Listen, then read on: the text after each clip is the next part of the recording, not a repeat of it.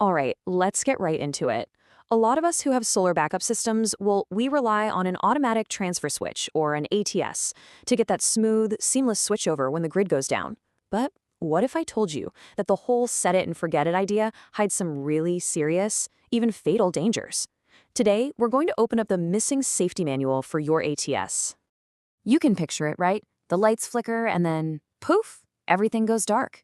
You stand there waiting for that expensive solar backup system of yours to kick in, but it's just silence, nothing. Or even worse, something dangerous is happening and you can't even see it. This is the exact reason a correctly installed ATS exists. But yeah, correctly is the key word here. So first things first, let's talk about what this thing is supposed to do. The automatic power switch.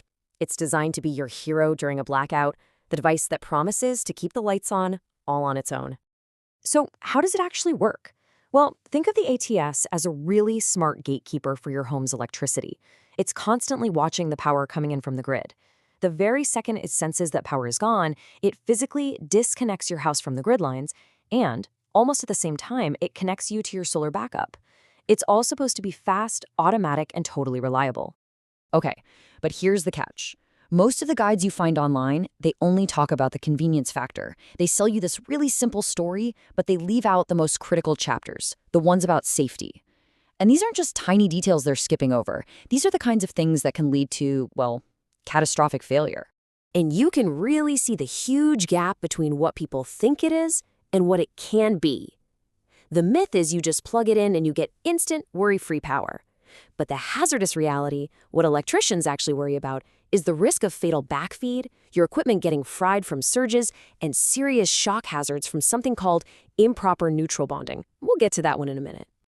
Now, let's zoom in on the single most dangerous risk of a bad installation: backfeed.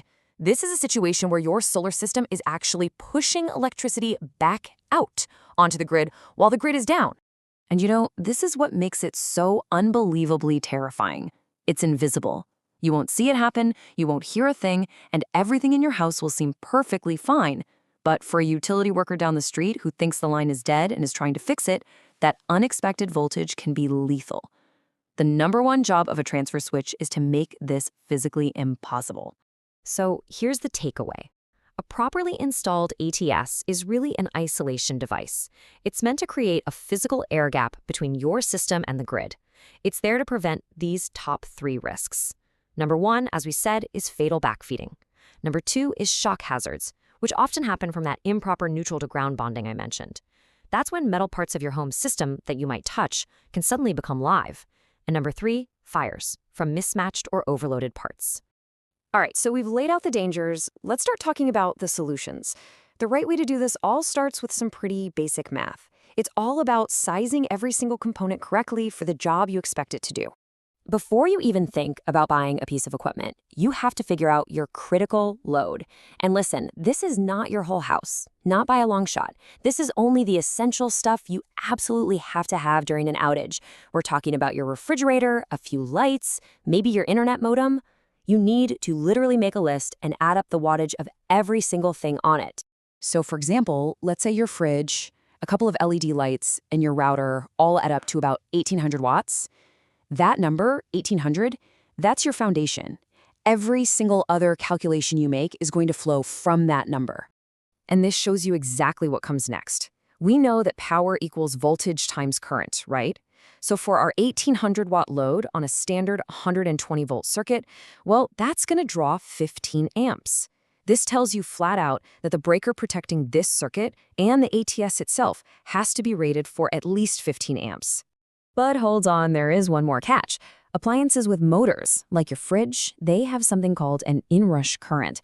The moment they kick on, they can draw 2, even 3 times their normal power, just for a split second. Your ATS and your inverter have to be beefy enough to handle that momentary surge without tripping a breaker or worse, damaging themselves. Okay, let's put all of this together now. We're going to walk through a simple, actionable checklist that you can use to make sure you have a safe and reliable installation.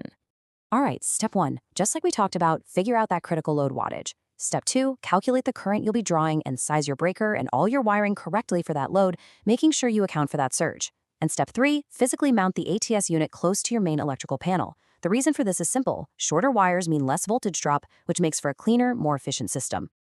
Okay, next up, you make the connections. You'll have your grid power coming in, your solar power coming in, and your critical load circuit going out. Now, step 5 is absolutely non-negotiable. You have to double-check your neutral bonding.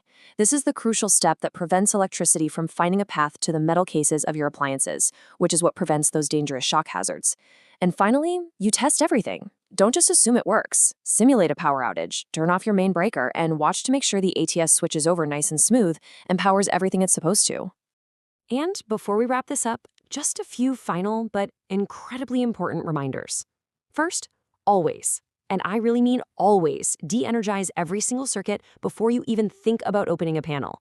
Electricity is no joke. Second, go back and verify that the ratings on every component you've installed actually match the calculations you made. And last, don't just install it and walk away. Keep an eye on the system during its first few real-world outages to make sure it's performing exactly like you planned. We absolutely have to say this, and we mean it. This work is dangerous. If you are not 100% confident in what you're doing, please just consult a qualified professional.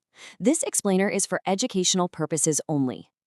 So, I'll just leave you with this one question to think about. The whole point of an automatic transfer switch is to have convenience, to have automation. But that automation doesn't mean you can automate your responsibility for safety. Your system is automatic. But is your approach to safety?